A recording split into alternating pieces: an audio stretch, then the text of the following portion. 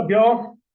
Welcome. In this video, I'm going to be breaking down exactly how to create the best pricing structure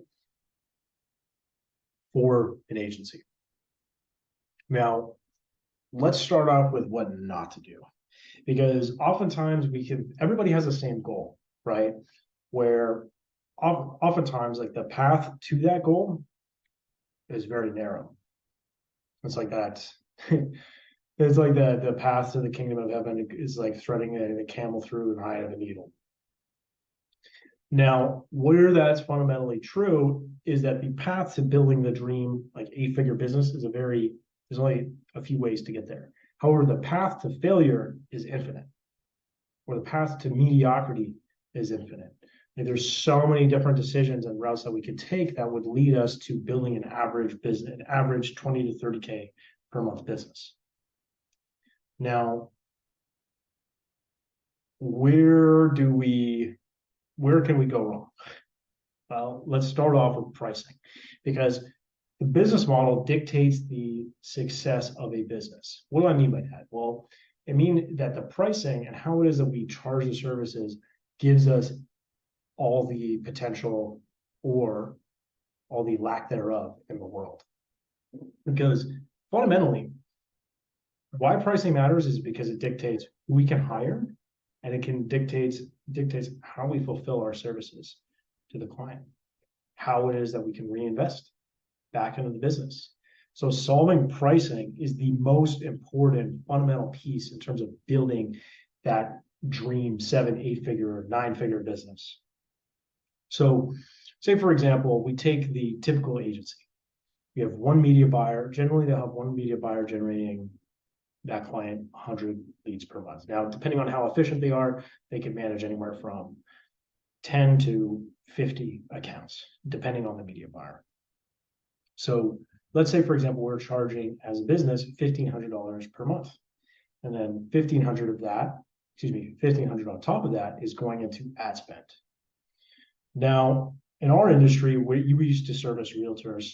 According to the National Association of Realtors, the client would close 1% of leads from Facebook. Now, the average home price in the US, $430,000. So we're generating 100 leads per month. That's going to produce one deal per month. That produces $10,750 in commission or new revenue for the client. So within 90 days, that's $32,250. In 1 year for the client, that represents $129,000 in yearly revenue. Now, that sounds like a lot. However, it's not. Like, this is not good service. Because if we assume a 33% probability of success, that means that the yearly revenue actually represents $42,570. So somebody's being charged $36,000 a year for advertising, with just a chance to make 1.18x. How does that math make sense for the client? It doesn't. It's a twofold problem. Number one, client is being charged too much. Number two, the reason why they're being charged too much is because it's not creating enough value for the client. So this is the model that most people in SMMA are pitching: is charge somebody $1,000 a month, $1,000 ad spend, whatever. I mean, $1,000 ad spend is even worse, because even with this model, we're not even accounting for churn. So it gets worse. Now, this represents a potential of $129,000 in yearly revenue if the system is being used properly and we're achieving that 1% from lead to close ratio. However, if we assume a 33% probability of success, that means that the yearly revenue actually represents a third of that. So $42,570. So the client is being charged $36,000 with a chance to make 1.18x. I mean, this is not even worth it for the client, this level of service. If you're a client in that position, how does that make sense for them? As an agency owner, how does somebody expect to build a business with this model and be able to scale this business? The answer is that you don't, because it takes constant work to fulfill and sell due to the nature of this model. I mean, most agencies churn at more than 10%. The average, I mean, you never want to be the average in anything in business because everything is Pareto distributed, meaning that the top 0.001% gets 99% of the results. And so the average is factored in by the vast majority of people. Like the vast majority of people are significantly measuring against the quality of the indicator. What do I mean by that? Well, I mean that if the average takes into consideration the entire marketplace, because it's Pareto distributed and top 10% are getting 90% of the results, they're significantly bringing up the average given the sample size. And so the average is taking into consideration the 90% that doesn't get results. So, and it's significantly outweighted by that 90%. So why would we ever want to be the average of anything? I mean, Hermosi had achieved 1% churn, to give you an idea. Now, the gold standard for SaaS and software businesses like Salesforce is 2%. So if we're churning at greater than 10%, and we have one senior media buyer costing 2.5K to managing these 10 accounts, then that's 16.7% of the margin right there just to one staff member. Now, if we're targeting 25% of the margin to fulfill, then how do we expect to scale this model? Because we can't, how can we add anybody else? I mean, we're gonna need to hire somebody else at 9% of the margin, or go out and sell a lot more. But the problem is that we have one account per month dropping off, and with 1 year, all of these accounts will churn.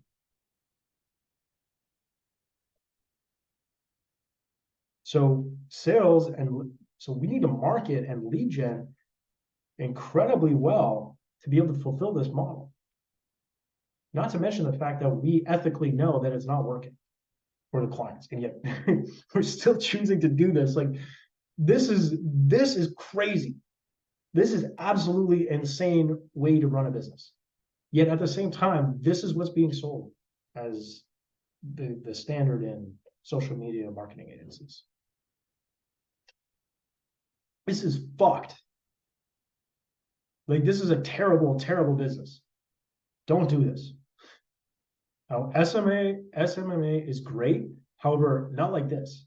This is a one-way ticket to therapy.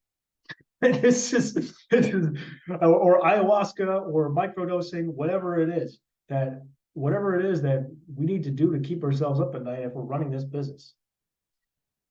So this is not where we do not want to be.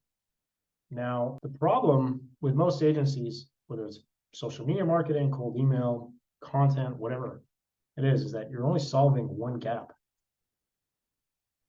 You're only solving a very small part of the gap, where you're still missing lead nurture, conversion, and then fulfillment. And it's up to the client in these cases to solve these problems for this model to be successful. Because we're just solving one thing, that means that the market views us as a commodity. As I'm sure you're seeing, you're seeing a lot more guarantees around appointments, winning clients, etc. See, the problem with that is that that is the sign of a market that is racing to the bottom.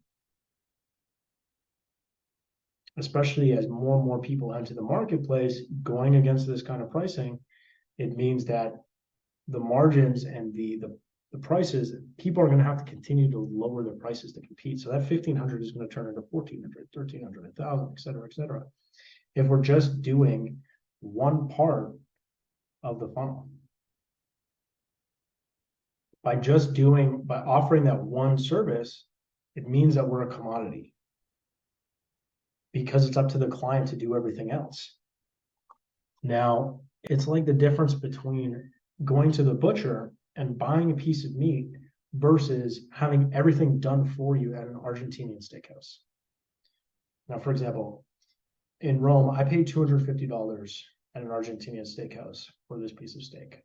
I went twice because of how incredible it was. What is the difference between just going to the butcher and buying that ribeye versus going to the Argentinian steakhouse? And it is the depth of service. So, for example, I'm in Buenos Aires right now. I paid 25 USD for 2 kilograms of ribeye. But it's because I'm just shopping on price at this point. Like, I don't care. As long as is it grass fed? Okay, great. Now what's the cheapest one? Once I've established those two things, I'm just shopping on price. It's the same thing because with agencies where most of them are offering just one piece of the funnel, and they're just offering this. Ad, book a sales call, client closes the deal, their client becomes a client, and continue, et cetera, et cetera. It's the same thing. It's the same thing as me going to the butcher and then just buying that piece of meat. So what is it that is being offered differently than just Facebook ads or media buying? Especially with the example of media buying. I mean, social media marketing agencies, if you're just doing the media buying, I got bad news for you. Facebook is making this more and more automated to make it as easy and accessible, to make their user experience as easy and accessible as possible for everybody. They're trying to automate as much of the media buying process as possible. So what's the solution? And we spent the last number of minutes telling what not to do. Well, let's look at the Argentinian steakhouse. The Argentinian steakhouse, not only do they source the meat, they marinate it, they prepare it, they cook it to perfection, however it is that you like it. They also offer the bread and wine and empanadas, whatever it is that you want to pair with the steak. In addition to, they have all the sauces. They have chimichurri, they have yellow chili pepper sauce, whatever kind of sauce. They have spicy chimichurri sauce. Whatever it is that you want to pair with that steak, they offer it. They also have all the wines. They also have all the Argentinian, Chilean wines that you could want to drink, whether it's like a Malbec, Pinot Noir, Merlot, whatever it is to pair with that steak, the Argentinian steakhouse offers, which is why it's the depth of the pricing is why I would be willing to pay $250 for that experience, because it's also the ambiance of the steakhouse. They have music, and there's a certain level of sophistication in the decor. There's art. They all the waiters will just put everything on handkerchiefs, and in addition, they'll also put it on the hot plate to keep it warm. Now, I don't know if you've ever eaten a tomahawk, but it's a big piece of meat, and so eating that tomahawk, it takes time. So having a hot plate, having it come up on a hot plate to keep it warm, cook while you eat the steak is phenomenal. It is the best steak experience that you could ever ask for. That's the depth of service that we need to offer for our clients. So how is it that we do that? Well, we need to bridge the whole gap. We need to make it unreasonable for our clients to succeed by solving all of these problems, by solving the lead generation, by solving the nurture piece, by solving sales, like giving them the scripts, giving them the sales process, and then also the fulfillment for them to go from their starting place to their dream outcome. And by solving all of these problems, that gives us the ability to charge much higher ticket. Take, for example, Gym Launch. It's another business, is a more relevant business example, where Gym Launch had all the best ad creative, all the best sales scripts, all the data, all the best supplements to sell, everything that the gym owner would need for them to scale and build their gym. They built out the infrastructure for their clients to implement. They were charging $16K upfront to solve every reason why the client might not be successful. That gives them high ticket prices, gives them the ability to hire and delegate to A players, which delivers exceptional results. Then from there, they can then reinvest back into that marketing to generate higher intent leads, to sell more. And it just keeps going on and on. And then from there, after they finish the program, they would actually downsell them a 3.2K per month community offer, where they would just continue finding the best data, continue finding the best sales scripts, finding the best creative, delivering the best products to sell in their gym. But just for access to that, Hormozi had 500 gyms paying him 3.2K per month. And less than 1% churn. That is insane. That is absolutely mind-blowing. So that's a $1.6 million a month, 1% churn. That's how he was able to get the buyout that he got, is because the buyers look at the enterprise value. They're looking at the churn. They're looking at the LTV of the customer. Now, his LTV per customer was insane. Not only was he getting the 16K, but he was also, what do you think happens? I mean, if they pay $16,000 on the front end, and then the upsell is only 3.2K, and they've already gotten all of this value from the 16K offer, what do you think they're going to do with the 3.2K per month offer? They're going to buy it every time.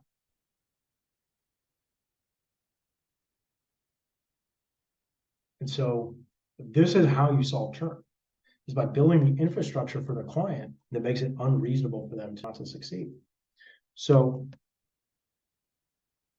this is the worksheet that we put our clients through, where we break down everything on the front end to say, okay, what is every possible reason that the client could fail, or that the agency could fail? And then we go through this process together. We build this out within the business to make it unreasonable for the client not to succeed. We go line item by line item in the project to make sure that we've documented every possible reason for failure, and then we have these systems and mechanisms in place to prevent the client from failing. Now, if you want me to walk you through this and how to actually apply this for your business and not spend the 2 to 3 years that I spent learning this, and we can get you there within 3 to 6 months, building up this offer and building out all of the front end offer and then the retention offer, book an implementation call with me, so that way you don't have to spend all the time, money, and everything that I spent going through this process and learning everything that I learned, and then we can get you there within 3 to 6 months. So book an implementation call, put the link below. We can go from there. See you later.